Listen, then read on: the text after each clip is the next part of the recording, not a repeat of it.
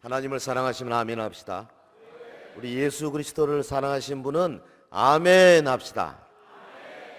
지난주 우리는 예수 그리스도의 부활, 이 위대한 부활을 기념하는 예배, 개교회에서 드리고 또 지역으로 모여서 예배를 드렸습니다. 저는 뭐 좀 바빠서 먼저 갔습니다만은 보니까 그 영상으로도 우리 할렐루야 찬양대 칸타타 아주 정말 준비를 잘 하셔가지고 하나님께 크게 영광을 돌린 줄 믿고 감사를 드립니다. 부지런히 저는 울산 남울산 쪽에 가서 거기 연합으로 모인 우리 성도들 앞에서 말씀을 전하고 꽤 큰 환대를 받았습니다. 너무나 감사한 일이죠.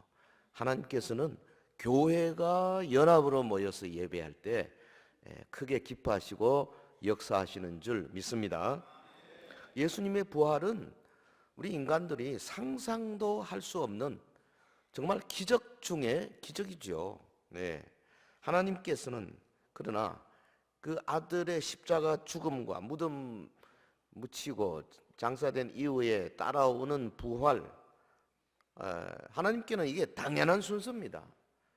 우리는 기적 중에 기적이지만 아버지 하나님은 이미 계획대로 착착착 진행을 시키신 거죠. 예수님은 부활하셔야 했고 또 주님의 부활을 막을 수 있는 힘은 이 세상 어디에도 없는 줄 믿습니다. 아멘이 그거밖에 안 나옵니까? 주님의 부활을 막을 수 있는 힘은 어디에도 없는 줄 믿습니다. 귀신들이 왔다가 확 도망가도록 해야 돼요. 한 길로 왔다가 7길로 도망가도록. 사람들은 이 기독교가 뭐 사랑과 윤리, 정직과 정의를 실현한 종교라고 말하지만 맞죠. 그러나 사실 따지고 보면 다른 종교에도 이런 거 많이 있거든요. 하지만 다른 종교에서 결코 볼 수 없는 게 뭐냐? 사람이 죽어서 무덤을 깨고 다시 살아난다. 특별히 예수 그리스도가 부활한 것을 믿고 따르는 모든 무리들이 마지막 나팔에 온 세계 각처에서 무덤을 깨고 일어날 것이다. 이거 우리 기독교밖에 없잖아요. 우리 좀 자랑스러워 해야 되고요. 어깨에 힘 좀 주셔야 돼요. 움츠릴 필요가 없어요. 왜 그럼 움츠고 계신지 모르겠네. 당당해야 돼요. 부활 신앙의 본질은 부활의 주체가 예수님이고 그분이 우리의 주님이 되시고 그리스도 구주가 되셨다는 그 사실, 그 진리에 있죠. 그래서 그걸 믿는 모든 성도들은 당연히 부활의 증인이 될 수밖에 없지 않습니까? 예수님의 부활, 또 그 부활을 믿는 우리 성도들이 거듭나는 것, 그리고 장차 일어날 성도의 부활, 그리고 우리에게 주시는 하늘의 소망. 나 이건 전부 죄인이 돼가지고 불가분리의 것이다 그 말이죠. 부활하신 예수님은 저와 여러분의 소망이고 우리의 능력이 되는 줄 믿습니다. 오늘 본문 요한복음 20장 19절 이하에 보면 주님이 부활하셨어요. 그리고 제자들이 사람의 눈을 피해서 방 안에 모여 앉아가지고 벌벌 떨고 있는 그 현장에 나타나셨는데 이게 첫 번째 무리들에게 나타나신 거 아닙니까? 당시 제자들은 예수님이 십자가 처형당함을 직접 목격했습니다. 주님이 죽고 무덤에 묻히는 것까지 다 알았어요. 아무런 희망이 없죠. 시리에 빠졌습니다. 의욕이 없습니다. 계획도 없습니다. 그저 한 군데 모여 앉아가지고 그냥 벌벌 떨고만 있는 거죠. 정말 이거 참 주님의 제자로서 있을 수 없는 모습이 여기 지금 벌어지고 있었는데 그들이 모인 밀실에는 공포와 절망만 있었어요. 여기 예수님이 나타나신 겁니다. 자기를 드러내신 겁니다. 얼마나 놀랐겠어요. 우리의 관심이 어디에 있어야 됩니까? 예수님이 왜 나타나시는가? 나타나셔서 도대체 예수님이 제자들에게 뭐라고 하셨는가? 그걸 통해서 예수님의 마음 깊은 곳에 제자들을 향하여 제자들이 뭘 하기를 원하시는가? 어떤 사람이 되기를 원하시는가? 제자들을 향한 소원이 뭔가? 이거 오늘 본문을 통해서 우리가 좀 알아봐야 되겠습니다. 왜냐하면 그 소원은 주님이 변하지 아니하시고 지금도 이 2부 예배로 모인 우리 서영교 성도들 한 분 한 분을 향해서 주님이 가지신 소원일 것이기 때문에 그렇습니다. 말씀을 통해서 부활하신 예수님께서 이 시대의 제자들에게 원하는 것이 뭔지 한번 같이 생각해 보겠습니다. 그래서 정말 주님의 소원을 좀 이루어 드려야 안 되겠어요? 어떤 분이 그런 이야기 하더라고요. 자기 아버님이 돌아가셨는데 돌아갈 때 유언해, 야 아들아, 내가 평생 소원이 이거였다. 너 그동안에 그거 잘 못했는데 앞으로 이걸 좀 해라. 유언하시고 돌아가셨는데 이 친구가 아버지 돌아가시 전까지는 엉뚱한 짓을 하다가 돌아가시고 나서 삶을 바꿔가지고 완전히 다른 사람으로 자기가 원하지도 않는 길인데 가더라는 거죠. 여러분 왜 그렇습니까? 그 아버지를 사랑하기 때문에 그렇지 않습니까? 만일 우리가 예수님을 사랑한다면 예수님은 지금 돌아가시고 끝난 게 아니잖아요. 지금도 살아계시고 지금도 성령을 파송하고 계시고 지금도 구름 타고 오실 계획을 갖고 계시고 지금도 우리에게 바라보시며 소원하고 계시지 않습니까? 그분의 소원을 이루어 드려야죠. 밀실에 임하신 주님, 첫 번째 소원 오늘 보면 19절에 나옵니다. 두려워하는 제자들 앞에 자기 자신을 나타내셨습니다. 나타내셨어요. 드러내셨어요. 왜 그렇겠어요? 제자들이 예수님이 부활했다는 사실을 제대로 믿도록 하기 위해서. 자, 오늘 보면 19절 같이 하겠습니다. 시작.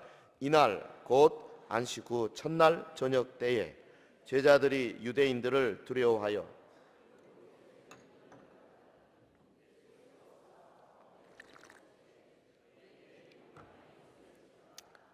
놀라운 장면입니다. 제자들이 모인 자리에 부활하신 예수님이 호련히 모습을 나타내셨어요. 무서워하는 제자들에게 너에게 평강이 있을지어다. Peace to you. 헬라말로는 에이레네 휘민 너희에게 평강을, 뭐 인사말이죠. 그리고 한 번 더 하실 때는 이건 인사말 정도가 아니라 진짜로 평강을 주시는 이야기고요. 지금 요한복음의 저자인 사도 요한이 본문을 기록할 때 뭐라 그랬습니까? 이날 주님 부활하신 6월절 지나고 안식일 지나고 그 다음 날이죠. 이날, 그리고 안식 후 첫날이라고 한 번 더 말했습니다. 그런 다음에 저녁 때에, 왜 이렇게 정확하게 시간을 말하고 있습니까? 이거는 사도 요한이 직접 목격자라는 겁니다. 그리고 이 사건이 역사적 사실이라는 거예요. 뭐 옛날 옛적에 뭐 어느 분이 살았고 그게 아니에요. 아주 정확한 역사의 한 점에서 일어난 사건을 요한이 목격자로서 기록하고 있는 거죠. 성경은요, 여러분 1.1획도 바꿀 수 없어요. 정확한 겁니다. 근데 당시 제자들이 모인 곳에 문들을 닫아버렸다 그랬습니다. 문들을 닫았다. 닫았더니, 이거는 뭐 헬라말로는 완료형 파티시플이죠. 분사죠, 분사. 닫았더니, 그러니까 이게 뭐냐면 문들이 완전히 잠긴 상태로 있었다는 걸 강조하는 용법이에요. 잠겨 있었어요. 근데 예수님이 나타난 거예요. 아니, 예수님이 바깥에서 괴력을 발휘해가지고 잠긴 문이 착착착착 열리고 문이 열고 이렇게 들어오신 게 아니에요. 그냥 문들은 잠겨 있었어요. 예수님은 그냥 벽을 뚫고 들어와 버리신 거예요. 얼마나 놀랐겠어요. 제자들이 영으로 귀신으로 본 거죠. 있을 수 없는 일이죠. 그런데 사도 요한은 태연하게 기록하고 있습니다. 이거요, 여러분이 과학 시대에, 과학 만능 시대에 이런 걸 태연하게 기록하고 있고 또 그걸 태연하게 읽으면서 믿는 거, 우리가 정말 어떻게 보면 웃기는 사람들이에요. 할렐루야, 장도 웃기는 사람들, 이걸 어떻게 믿어? 그런데 우리 믿는 겁니다. 아멘. 왜요? 천지를 창조하신 것을 믿기 때문에 그렇습니다. 그러므로 죽음에서 부활한 것도 믿고 부활체가 시간과 공간을 초월하는 것도 믿을 수 있는 거죠. 요한이 그렇게 기록하고 있지 않습니까? 자, 예수님이 제자들이 모인 방에 왜 나타나셨습니까? 그 목적이 뭡니까? 뭐 볼 것도 없죠. 제자들에게 내가 부활했다. 너 왜 이러고 있냐? 뭐가 두려워서 벌벌 떨고 있냐 이놈들아. 내 부활했다. 이거 아니겠어요? 부활하신 예수님의 부활을 확실히 믿도록 하기 위해서 오신 겁니다. 할렐루야. 예수님 마음속에 뭐가 있습니까? 무슨 소원이 있습니까? 이놈들아 믿어라 이거 아니겠어요? 사랑하는 서연의 성도 여러분들, 지금도 예수님은 하늘 보좌에서 우리 서연교회 성도들 향해서 믿어라 하고 계신 줄 믿습니다. 안 믿는 사람들은 그러니까 나쁜 사람들이죠. 부활 안 믿는 사람들은 굉장히 나쁜 사람들이에요. 예수님을 싸그리 무시하는 거죠. 응? 간절히 원하잖아요. 주님이 지금 보십시오. 20절에 이 말씀을 하시고 손과 옆구리를 보이시니 제자들이 주를 보고 기뻐하더라. 자기가 십자가에 달려 죽은 것 너희 봤지 않냐? 자 봐라. 손 보여주시고 옆구리 창으로 찔린 거 요한이 봤거든요. 영이 아니다. 육신까지도 부활했다 하는 사실을 저들에게 믿게 하기 위해서 예수님이 지금 애를 쓰고 계시는 거예요. 보세요. 제자들의 마음 상태, 당시 예수님의 그 죽은 것은 확인했지만 부활 그렇게 그 전에 내가 부활할 것이다, 사흘 만에 다시 일어날 것이다 했지만 까맣게 잊어버리고요. 아예 믿지를 못했어요. 네? 마가복음 16장 10절에 보면 마리아가 가서 예수와 함께하던 사람들이 슬퍼하며 울고 있는 중에 이 일을 알림해 그들은 예수께서 살아나셨다는 것과 마리아에게 보이셨다는 것을 듣고도 믿지 아니하니라. 들어도 안 믿었어요. 그 후에 그들 중 두 사람이 걸어서 시골로 갈 때 엠마오로 가는 도상 두 제자 아닙니까? 예수께서 다른 모양으로 그들에게 나타나시니 두 사람이 가서 남은 제자들에게 알리었으되 역시 믿지 아니하니라. 안 믿었습니다.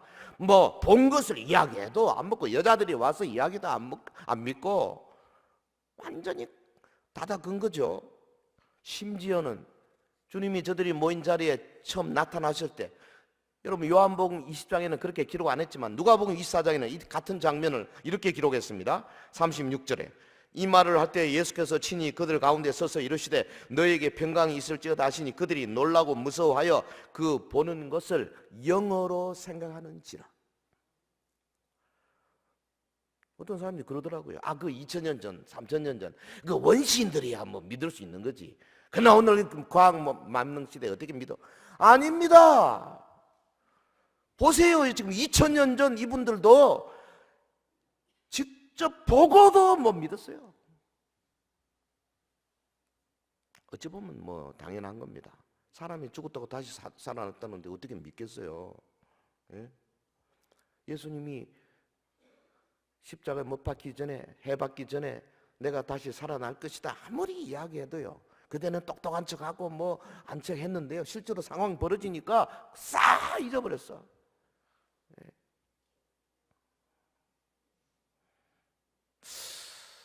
우리하고 뭐 비슷하지 않나 싶기는 합니다. 네. 그 예수님이 어떻게 하셨어요? 이런 제자들에게 부활신앙을 갖게 하기 위해서 누가복음 24장 38절 예수께서 이르시되 어찌하여 두려워하며 어찌하여 마음에 의심이 일어나느냐? 내 손과 발을 보고 나인 줄 알라. 또 나를 만져보라. 영은 살과 뼈가 없으되 너희 보는 바와 같이 나는 있느니라. 아이고, 막 주님이 애를 쓰는 겁니다. 그 다음 41절 그들이 너무 기쁨으로 아직도 믿지 못하고 놀랍게 여길 때 이르시되 여기 무슨 먹을 것이 있느냐 하시니 이에 구운 생선 한 토막을 드리니 받으사 그 앞에서 잡수시더라. 아니 주님이 왜 생선을 잡수시겠어요? 제자들이 귀신인 줄 알고.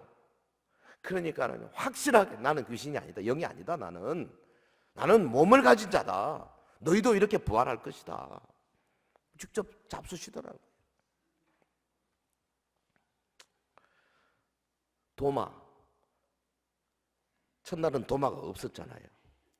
제자들이 나중에 도마를 만나가지고 우리가 보았다, 우리가 만져봤다, 예수님이 직접 생선도 잡수시더라. 도마 뭐라 그랬어요? 난 못 믿겠다. 이거 대단합니다. 이거. 내가 직접 만져보고 내가 직접 옆구리에 손 넣어보기 전에 나 안 믿겠다.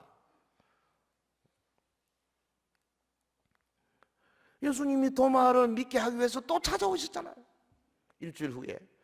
그 요한복음 20장 27절 도마에게 이르시되 내 손가락을 이리 내밀어 내 손을 보고 내 손을 내밀어 내 옆구리에 넣어보라. 그리하여 믿음 없는 자가 되지 말고 믿는 자가 되라.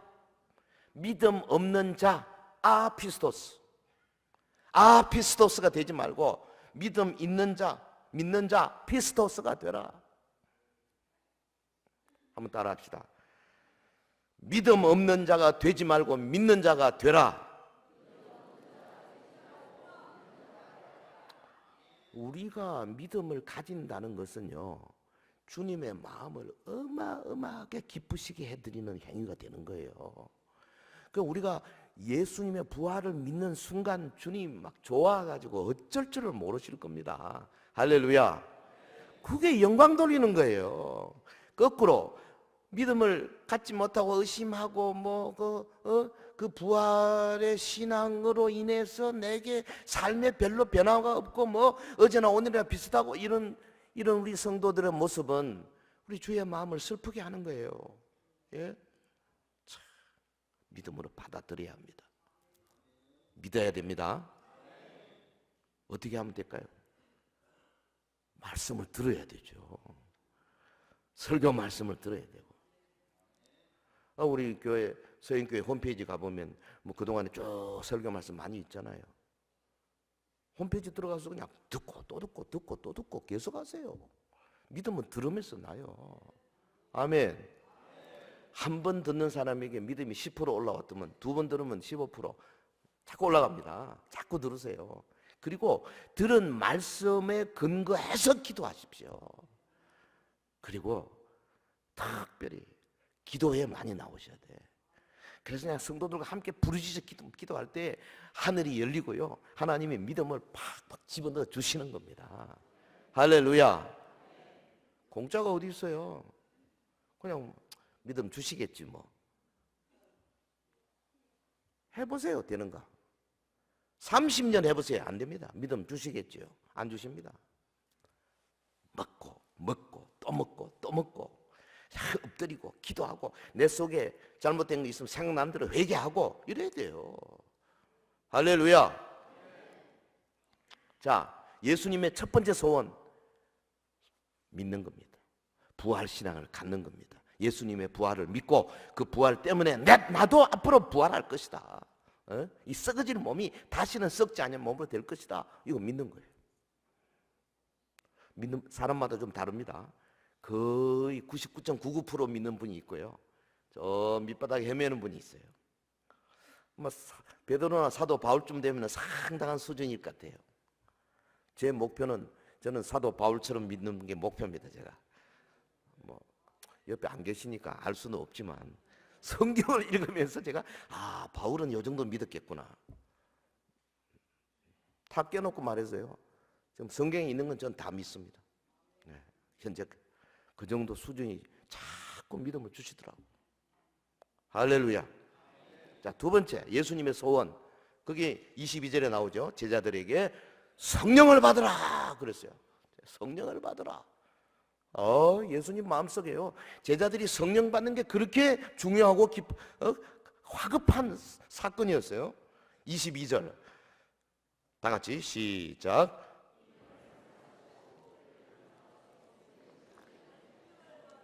네, 화면에 보이는 것만 하세요. 자, 화면 주십시오. 22절 시작. 그들을 향하사 숨을 내쉬며 이르시되 성령을 받으라. 이거 명령형이죠. 성령을 받으라. 명령형을 사용한 것은 무슨 뜻입니까? 받아도 되고 안 받아도 되고 그게 아닙니다. 반드시 받아야 되는 거예요. 성령 안 받으면 나쁜 사람이 되는 거예요. 성령 안 받으면 주님께서 매우 실망하실 거예요. 받아야 됩니다. 믿습니까? 받아야 됩니다. 성령 받아야 됩니다. 성령으로 충만해야 됩니다. 성령의 부으심을 받아야 됩니다. 성령의 인침을 받아야 됩니다. 제자들은 반드시 성령을 받아야 했고 주님을 따르는 우리 또한 반드시 성령을 받아야 한다 그 말이에요. 숨을 내쉬며 이르시되 성령을 받으라. 여기 지금 성령의 원문에 보면 관사가 없어요. 왜 그럴까? 그 관사가 없다는 말은 성령님의 인격적인 차원보다는 오히려 뭘 강조하느냐? 성령님의 은사적인 차원, 능력을 강조하는 거죠. 성령을 받아서 능력 있는 증인이 되도록 하기 위해서 성령을 받으라, 이런 게 강한 뜻입니다. 그리고 여기 받으라는 말도요, 이게 헬라말 람바노의 그 명령형 라베테거든요. 라베테, 이거 요한복음에 다른 곳에도 한 두세 군데 나옵니다. 이거 빌라도가 로마 군병들에게 예수님을 못 박도록 데려가라 할 때 라베테를 썼어요. 예수를 라베테 데려가라. 사도 요한이 일부러 이 라베테라는 동사를 쓰는 것 같아요. 무슨 뜻이냐? 빌라도가 예수님을 로마 군병들에게 데려가라고 말한 것처럼 예수님이 부활하심으로 말미암아 이제 예수님께서 제자들에게 성령 라베테, 성령님을 제자들에게 주시는 거예요. 할렐루야. 이게 얼마나 놀라운 일입니까? 아직 연약한 제자들입니다. 아무것도 없는, 능력이 없는 자들입니다. 정말 불쌍하고 보잘것없는 자들이에요. 담력 하나 없는 자들이에요. 그런데 이들에게 주님께서 성령을 받으라, 성령을 받아들이라, 성령의 감동을 받으라, 성령님을 너희들의 마음속에 거주하도록 하라, 이런 뜻 아니겠어요? 여러분, 주님의 소원은 저와 여러분이 모두 성령 받아서 능력 있는 그리스도의 제자가 되는 것임을 믿습니다. 지금 하늘 보좌에서 우리를 내려다보시면서 성령 받아 능력 있는 제자가 되라, 주님이 원하고 계신다 그 말이에요. 본문이 우리에게 주는 놀라운 가르침입니다. 모든 성경은 하나님의 감동으로 된 것 아니겠습니까? 그래서 교훈과 책망과 바르게 한거 의로 교육이 유익해요. 이 요한복음 20장 19절 이하의 이 말씀도 오늘 우리에게 무슨 교훈을 줍니까? 우리가 성령 충만하게 될 때에 주님의 마음을 시원하게 해드린다 그 말이에요. 할렐루야. 서현교회가 성령 충만하게 될 때에 주님께서 서현교회를 향해서 막 기쁘게 막 웃으실 거라. 할렐루야. 사도 바울 보십시오. 초대교회 성도들이 성령 충만했는데요, 그 중에 바울 같은 사람 충만한 제자 아니었습니까? 뭐라 그랬어요? 나는 하나님의 사랑으로 부음받았다, 그렇게 말했어요. 막 하나님의 사랑을 밖에서로 막 부음받았다니 말이에요. 성령 충만하면 그렇게 돼요. 심지어는 뭐라 그러냐면 말할 수 없는 기쁨으로 내가 충만하다, 말할 수 없다, unspeakable joy가 나한테 있다. 이야, 참 이거 이런 표현을 좀 할 수 있는 건 모르겠어요. 제가 기도하면서 이 본문을 가지고 가만히 묵상을 해보니까 나한테 그런 기쁨이 있나, 좀 있는 것 같아요. 뭐 자신에게 막 한번 또 교만할까 싶어서 말은 못하겠고, 솔직히 기쁨이 있어요. 예. 어떤 때는 정말 감당할 수 없는, 표현할 수 없는 indescribable joy가 있어요. 이게 성령님이 주시는 거예요. 여러분, 주님의 간절한 소원인 성령 충만의 경험, 혹시 한 10년 전에 하고 만 거 아니겠어요? 그거 안 되는데. 지금 성령 충만해야 돼요. 지금 하나님의 영으로 충만하면 어떤 현상이 벌어집니까? 내가 가진 생각, 성령님이 딱 끊어지고, 생각도 내가 함부로 못해. 성령님이 하는 생각, 시간 쓰는 거 함부로 못해요. 여러분, 성령 충만한 사람이 친구하고 뭐 다가점에 앉아가지고 3시간, 4시간 쓸데없는 조잘거릴 수 있습니까? 그건 불가능합니다. 그럴 수가 없어요. 감당이 안 돼요. 견딜 수가 없어요. 시간이 아까워서. 그래서 그냥 잠깐 이야기하고 나가는 거예요. 이게 성령 충만한 사람의 모습이에요. 여러분, 성령 충만한 사람이 돈을 또 아무데나 막 퍽퍽 쓸 수 있는 줄 아십니까? 못 씁니다. 아이고 이거 헌금해야지. 아이고 이거 우리 옆집에 그 어려운데 좀 도와줘야 되지. 아 이거 선교사님 좀 이렇게 내가 좀 밑에 도와야지. 자연히 그렇게 되는 거예요. 여러분 내가 성령 충만하면 아무나 친구 사귈 수 있는 줄 아십니까? 못 사귀어요. 그 친구가 보니까 만나면 뭐 술 한잔 하자 그러지 뭐 맨날 담배는 피워도 되지. 아이고 막 한두 번 만나줬다가 그다음에 진짜 안 되는 거예요. 내 속에 영이 허락을 안 하는 겁니다. 성령 충만하면 자연히 성령님이 원하는 친구를 사귈 수밖에 없게 되는 거죠. 아멘 안 하실 겁니까? 없게 되는 거지요. 저쪽 뒤가 좀 위험해. 아멘이 잘 안 돼. 자, 여러분 사회생활은 물론이고 교회 생활 성령 충만해 보세요. 교회 올 때부터 얼굴이 막 웃음이 만면에 차고 말이죠. 만나는 사람마다 뭔가 긍정적인 걸 줄 수밖에 없어요. 이 여덟 팔자고 다니는 사람들은 그냥 곤란해요. 곤란하다고. 상대방에게 기쁨을 주고 소망을 주고 성령 충만하면 이렇게 되거든요. 예수님이 지금 그걸 원하고 계시는 거예요. 성령을 받으라 숨을 내쉬면서요. 참 예수님도 왜 숨을 내쉬는지 몰라. 이러면서 막 성령을 받으라. 마치 창세기 2장에 하나님께서 아담 흙으로 만드는 다음에 코에다가 생기를 불어 넣듯이 성령을 받으라. 주님이 원하는 대로 마침내 주님이 성천하시고 열흘 후에 오순절 성령 막 내려가지고 거기 120명 전체가 막 충만해졌잖아요. 그래서 수천 명 예루살렘 교회가 막 부흥하면서 저들이 모이는 곳곳마다 성령 충만해가지고 서로 교제하고 떡을 떼고 기도하기를 전혀 힘썼지 않습니까? 할렐루야. 여러분 성령 충만하면 의사결정 하나 하는 거 다 성령이 원하는 대로 할 수밖에 없게 돼 있어요. 저는 성령 충만한 사람이 저 사회주의, 공산주의 그 무리들에 가가지고 얼쏘 절대 할 수 없다고 나는 믿습니다. 그건 불가능합니다. 불가능. 성령님은 정말 그 안에서 우리의 영과 혼을 거머쥐기 때문에 할 수가 없는 거예요. 하기야 뭐 우리가 어릴 때 자랄 때부터 진화론 혹은 뭐 무신론 소위 학교들이 우리 아카데미가 전부 다 그런 것으로 지금 학문이 꽉 차 있잖아요. 그래서 뭐 공부를 많이 하면 할수록 사실은 믿음 갖기가 더 어려워요. 그리고 거기에다가 막 세속화에 거친 물결이 지금 막 교회 안에까지 막 밀고 들어오고 있지 않습니까? 그러니까 이런 사회 속에서 우리가 거룩한 성령님을 모시고 성령님이 원하는 대로 살아간다는 것은 어찌 보면 기적 중에 기적이라고 생각해요. 그러나 주님은 일을 하신다니까요.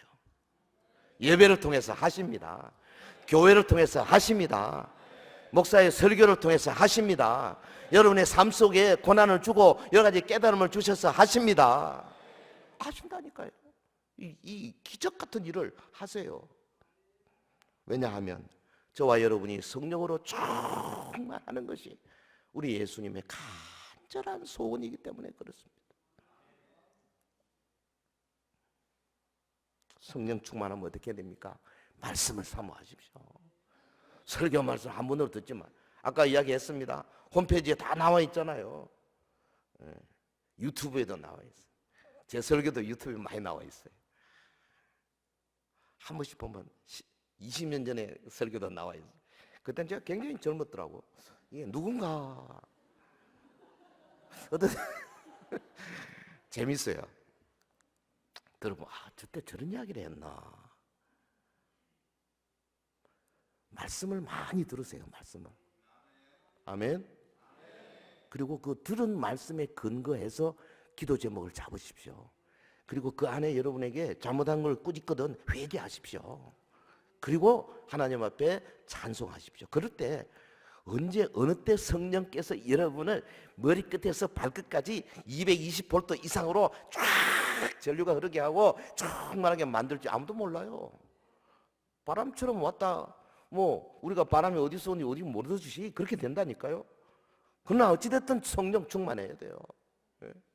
이 성령의 능력에 붙잡힌 자는 쉽게 흔들리지 않습니다. 이 성령 충만한 성도는 신앙생활 때문에 어떤 환난이라도 이겨낼 수 있는 힘을 가져요. 이런 성도는 특별히 거룩한 삶, 경건한 삶을 향하여서 오늘도 내일도 달려갈 수가 있어요.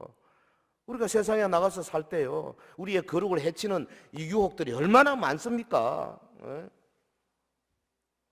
얼마 전에 보니까 우연히 TV를 보니까 우리나라의 국회의장이라는 사람이 여자 국회의원 뺨을 이렇게 만지더라고.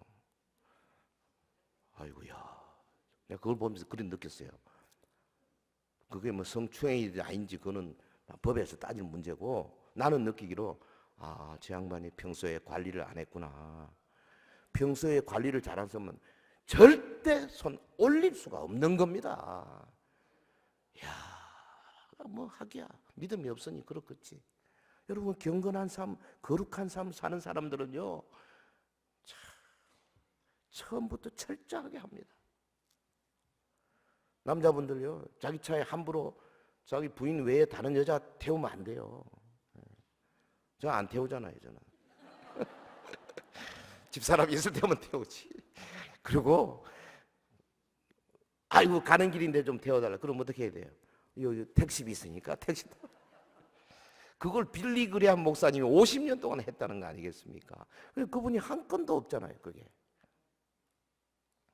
여러분, 성령 충만한 성도는 영생의 확신으로 가득 차 있고 장차 받을 상급에 대한 분명한 소망, 이게 가슴 부푼 사람이에요.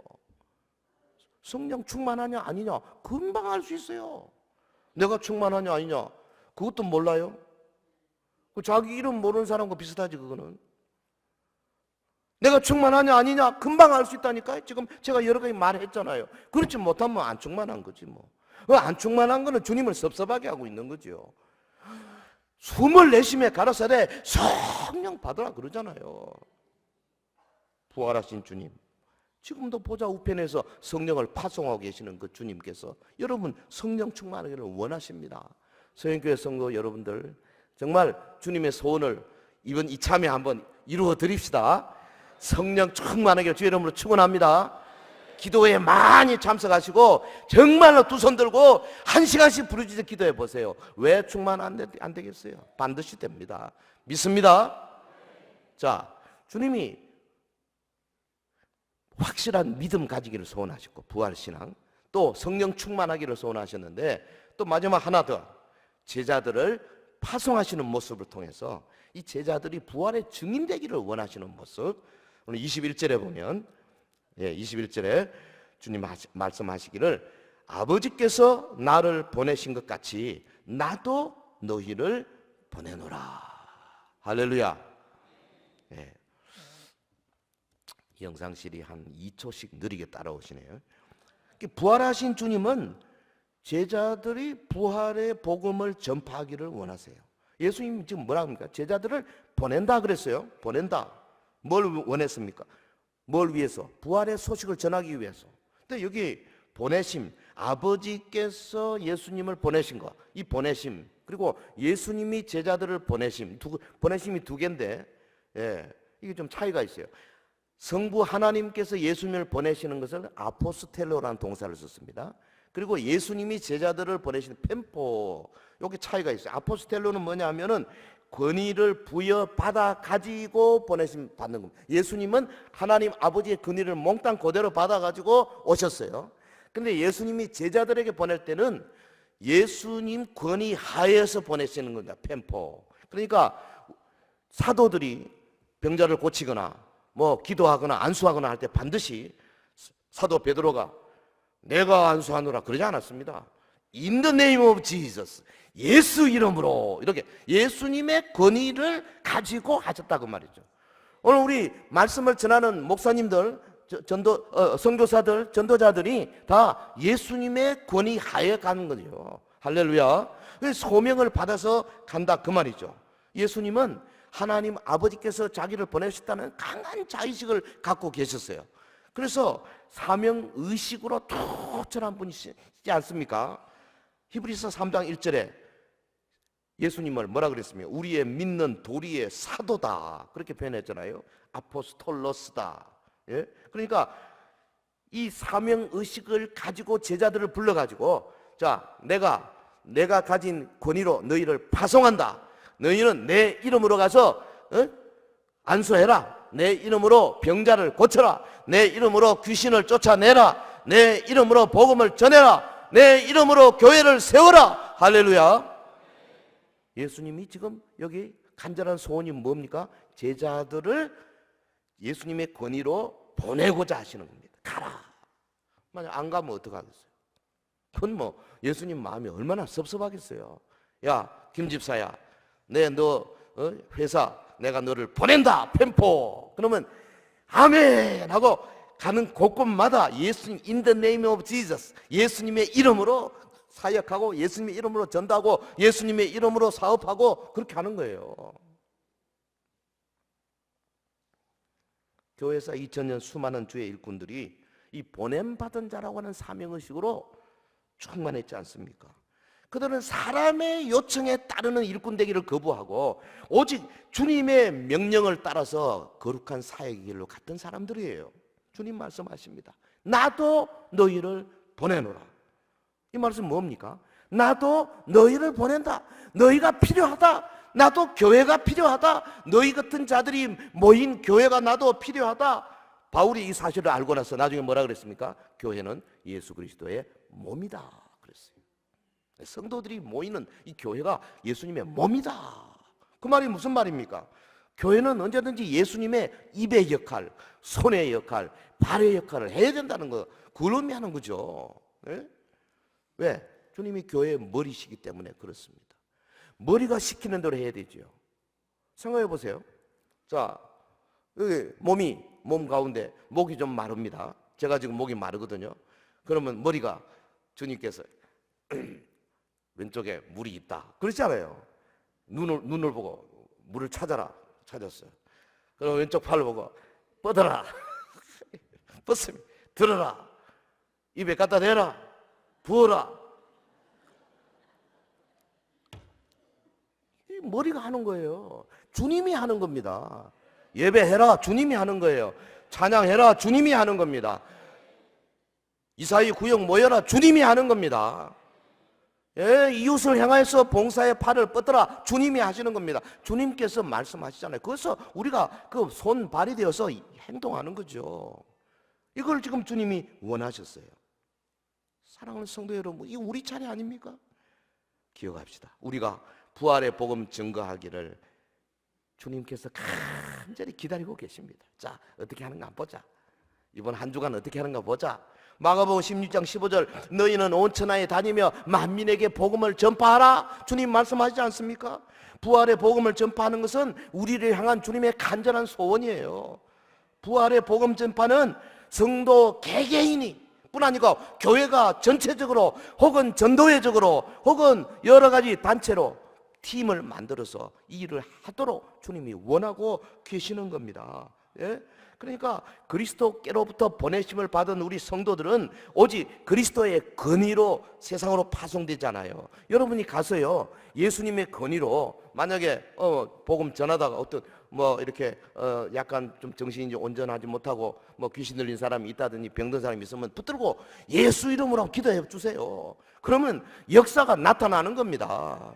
할렐루야. 저들이 영적으로 눌린 사람들 하나님이 생명의 복음으로 저들을 열어주실 때 누구를 사용하느냐? 파송되어진 우리를 사용하시는 거죠. 네. 여러분 이 시대는 부활이 없는 복음을 마치 복음처럼 받아들이는 그런 사람들이 참 많은 시대예요. 19세기에 구세군의 창시자 윌리엄 부스가 일찍 이거 예언했습니다. 뭐라 그랬냐면 장차 올 세기를 맞이할 가장 큰 위험은 뭐냐? 종교는 있으나 성령이 없고 기독교는 있으나 그리스도는 없고 속죄는 전파되나 중생의 사실이 무시되고 도덕은 있으나 하나님께 대한 경외심이 없고 천국은 말하나 지옥은 말하지 아니하는 시대적인 흐름일 것이다. 참 기가 막힙니다. 지금 딱 그렇습니다. 여러분 요즘이 어떤지 아십니까? 종교다원주의, 소위 플루럴리즘, 종교다원주의가요 완전히 한국 교회를 휩쓸고 있어요.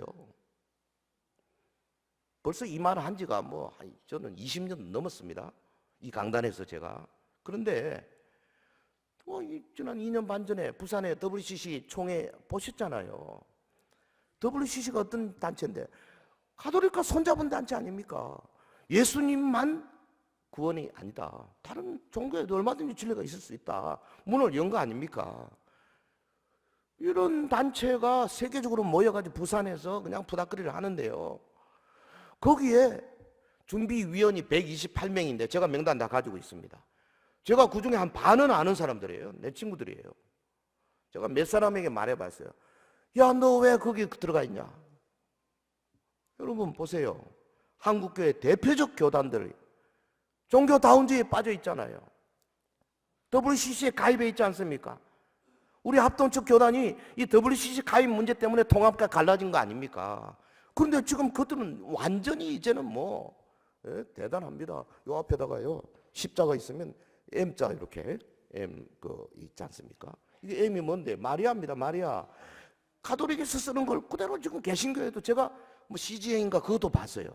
아니 대형 교회가 그런 게 우리 교단에 속해 있는 교회 가운데 그런 게 있는 것더라고요. 통합적은 말로 다 하시고. 이 대표적인 교단이 지금 통합적이다. 대한여수교 장로회 통합적, 그리고 감리교, 순복음, 구세군 이런 단체들이 다 여기 지금 WCC 가입돼 있잖아요. 여러분 지금 서현교회 문제가 있다고 바깥에 하던데요.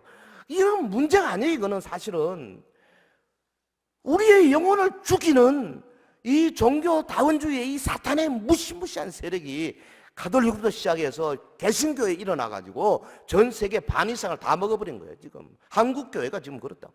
우리나라의 대표적인 수십만 교회 원로 목사 현재 목사도 그렇고요. 그다음에 감리교회 대표적인 목사들, 그다음에 통합적인 대표적인 온누리 교회 무슨 교회니 아유 말로 다 할 수 없습니다. 여러분 서영교회 오신 거를 감사하셔야 됩니다. 아멘. 여러분이 똑똑해서 그런 건 아니잖아요. 와서 앉았다 보니까 이게 된 거거든. 이 교단이 얼마나 중요한지 몰라요. 지켜야 됩니다. 지켜야 돼. 저는 통합적 교회에 불러서 설교하는데 가수도 했어요. 제가 이런 이야기를. 당신들 잘못했다. 빨리 빠져나와야 된다. 우리 교단과 개혁주의 신앙으로 무장한 성도들에게 주어진 시대적 사명이 매우 큽니다. 주님은 우리가 세상으로 파송되어 능력 있는 부활의 증인 되기를 원합니다. 이들요 종교다운주의자들은 부활절에는 어쩔 수 없이 부활 이야기를 하는데요. 지난주 한번 CBS나 CTS나 한번 들어가 보세요. 부활에 뭘 했는지. 어떤 데는 보면요 예수님의 부활보다는 억눌린 자, 감옥에 갇힌 자 이런 사람을 드러낸 게 부활이래. 물론 그것도 필요하죠. 그러나 죽은 시체가 살아 일어나는 거예요. 이거 절대로 양보할 수 없는 겁니다. 이거 양보하는 순간에 우리는 망하는 거예요. 위대한 설교자 스펄전이 이런 말 했습니다. 복음의 능력은 전도자의 웅변에 달려 있는 것이 아니다. 만일 웅변에 있다면 전도는 사람이 믿게 하는 일이 될 것이다. 복음의 능력은 설교자의 학식에 달려 있지 않다. 만일 그렇다면 전도는 인간의 지혜로 하는 것이 될 것이다.